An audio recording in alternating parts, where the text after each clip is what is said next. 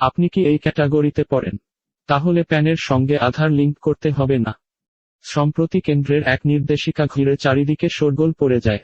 কেন্দ্রীয় সরকারের তরফে গত সপ্তাহে একটি নির্দেশিকা জারি করে ঘোষণা করা হয়, আগামী 1 জুলাইয়ের মধ্যে আধারের সঙ্গে প্যান কার্ড লিংক করার কাজ শেষ করতে হবে প্রত্যেক করদাতাকে, না হলে তার প্যান কার্ড বাতিল হয়ে যাবে।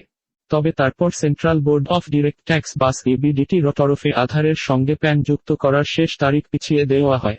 এখনো কোনো নির্দিষ্ট তারিখ জানানো হয়নি সিবিডিটির তরফে। এদিকে গত 11 মে সিবিডিটির তরফে এক নির্দেশিকা জারি করে বলা হয়, কোনো ক্যাটাগরির ওপর এই নিয়ম বাধ্যতামূলকভাবে লাগু হবে এবং কোনো ক্যাটাগরির ওপর নয়।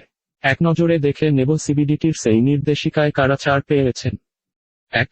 যারা প্রবাসী ভারতীয়, তাদের ক্ষেত্রে আধারের সঙ্গে প্যান কার্ড যুক্ত করা বাধ্যতামূলক নয়। 2. যে সমস্ত ব্যক্তি ভারতের নাগরিক নন, তারাও ছাড় পেয়েছেন এই নির্দেশিকায়। 3. কোনো ব্যক্তি যার বয়স 80 বছরের ঊর্ধ্বে, তিনিও ছাড় পেয়েছেন এই সিবিডিটি-র নির্দেশিকা অনুযায়ী। 4. এছাড়া ভারতের উত্তর পূর্বের রাজ্য অসম এবং মেঘালয়ের বাসিন্দা এবং জম্মু কাশ্মীরবাসীও এই নিয়ম থেকে ছাড় পেয়েছেন। প্রসঙ্গত, উপরোক্ত ক্যাটাগরির মানুষরা আয়কর আইনের সেকশন 139 এর অধীনে পড়েন না। তাই এদের ক্ষেত্রে আধারের সঙ্গে প্যান কার্ড যুক্ত করা বাধ্যতামূলক নয়।